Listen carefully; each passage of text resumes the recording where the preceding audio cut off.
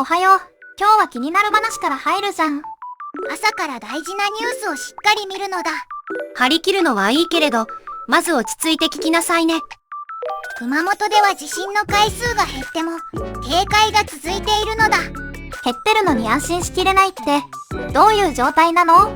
大きな揺れの後で活動がまだ落ち着いていないのよ。先月28日の地震では宇城市と氷川町で震度7を観測したのだ。気象庁はこれから1ヶ月ほど震度5弱程度以上に注意としているわ。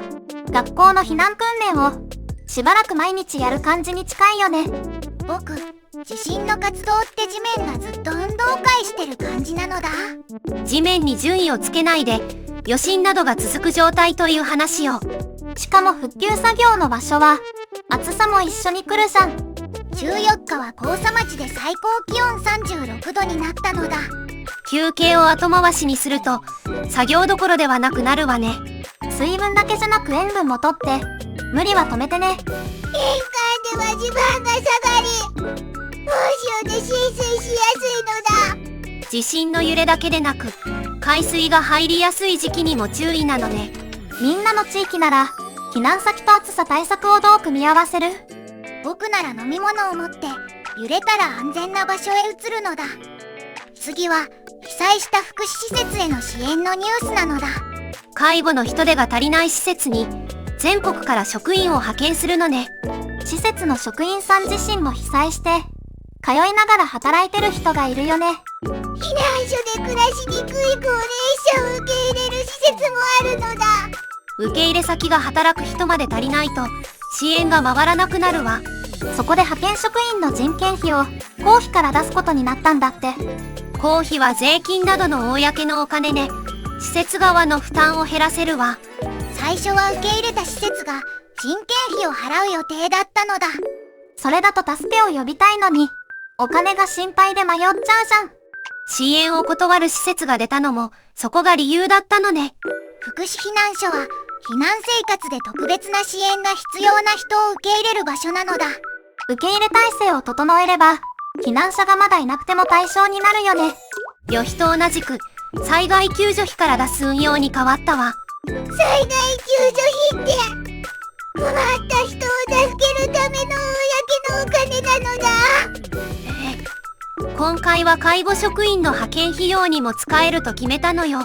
これで施設が支援を受けやすくなって現場に人が届くといいよね。次は国内女子サッカーのこれからを考えたイベントなのだ。女子サッカーは選手の割合も観客数も海外に遅れてるんだって。人気を広げるには試合をする人と見る人の両方が必要ね。宮本会長は2031年までに関わる人を2倍にしたいと話したのだ。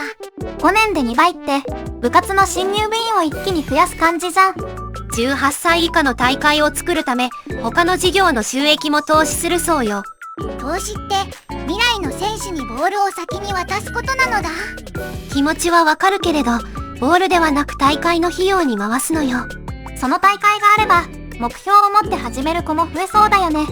三山さんはまず室内フットサルから触れてほしいと話したわ。夏の暑さや日焼けが気になる子には始めやすい提案じゃん。サッカー協会派2039年の女子ワールドカップ招致も目指すのだ。大きな大会を目指すなら選手を育てる場所も観客も欠かせないわね。国内で試合を見る人が増えたら応援する楽しみも広がるよね。みんなは女子サッカーを広げるなら選手と観客のどちらから増やしたいかしら。安心はまず近くで見られる試合が増えてほしいな。サッカーは世界に110以上の国と地域で行われているのよ。そんなに広がっているスポーツだったのだ。4年に一度のワールドカップは世界で最も人気のあるスポーツ大会の一つね。世界中で見られてるなら女子の大会にも期待が集まりそうじゃん。ワールドカップのテレビ視聴者数は通算310億人を超えているのよ。地球の人が何回も見ている計算みたいですごいのだ。足を使う競技だけれどゴールキーパーはペナルティエリア内で手を使えるわ。